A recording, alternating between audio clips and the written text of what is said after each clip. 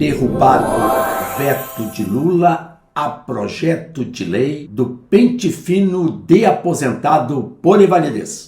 Mesmo com a reserva de emendas a congressistas, o governo Lula, ecoando a sua falência já pronunciada, tomou uma sova no último dia 17, terça-feira, quando, de estalo, derrubaram-se no Congresso 12 vetos do presidente da República. Entre eles, o de número 38, relativo ao PL 5332 de 2023, que isentava os aposentados por incapacidade permanente, vale dizer, os aposentados por invalidez, irreversível e incurável, de serem submetidos a revisões periódicas de benefício. O conhecido pente fino referido no artigo 69 da Lei 8.212 de 1991. O projeto de lei foi apresentado em 2017 com a justificativa de que a reavaliação é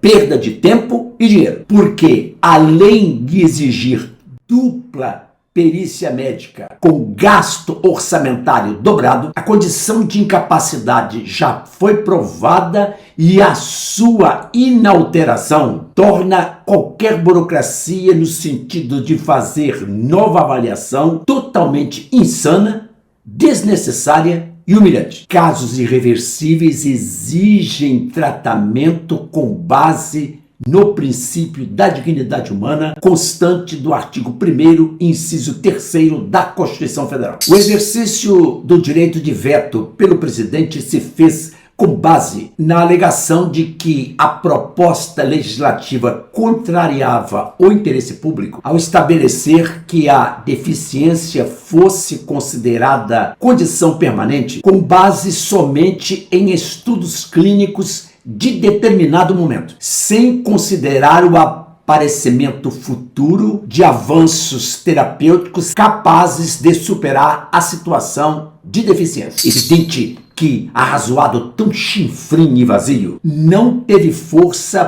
para permitir a perpetuação de tamanha injustiça, que se queria meter goela dentro dos aposentados, já trucidados por diversas maldades, a pior delas, a fraude do INSS, cometida por entidades sindicais em conluio com bandidos de dentro do próprio INSS. A bandalheira elevou de escalão, indo buscar dentro do legislativo mais partícipes através do pagamento de propinas já identificadas a cerca de 15 parlamentares. O veto 38, uma truculência presidencial em cima de quem trabalhou uma vida inteira ofertando o seu serviço ao país, fazendo o máximo como força de trabalho ao longo dos anos, para depois de retirar do mercado ser submetido a tamanha humilhação, no sentido de ter desrespeitada a condição de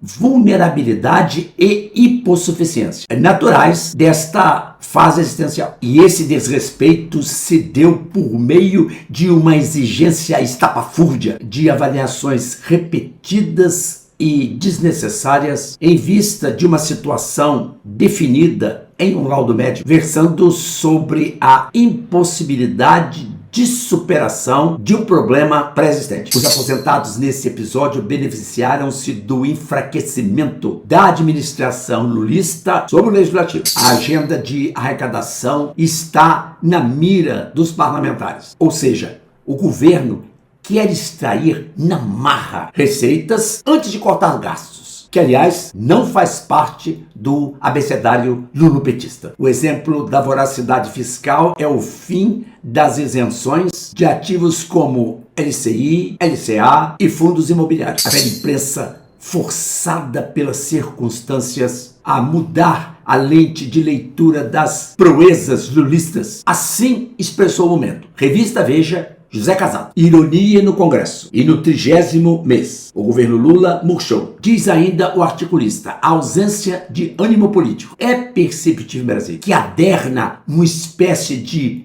letargia institucional. A gestão errática do líder que virou um personagem senil na interpretação do senador Sérgio Moro, tem muitos reveses antecipando o fim de uma jornada com uma estrutura caindo de poder. Basta lembrar a previsão de shutdown da máquina administrativa a partir de 2027, ou seja, falta de recursos para cobrir até as despesas básicas. No caso da derrubada do veto 38, prevaleceu o respeito às condições adversas dos aposentados por invalidez, que enfrentam geralmente condições delicadas de saúde e precisam ter uma vida descomplicada de entraves burocráticos, como a que se queria obrigá-los com as tais revisões periódicas. A nova lei a ser promulgada se aplica também aos portadores de Alzheimer, Parkinson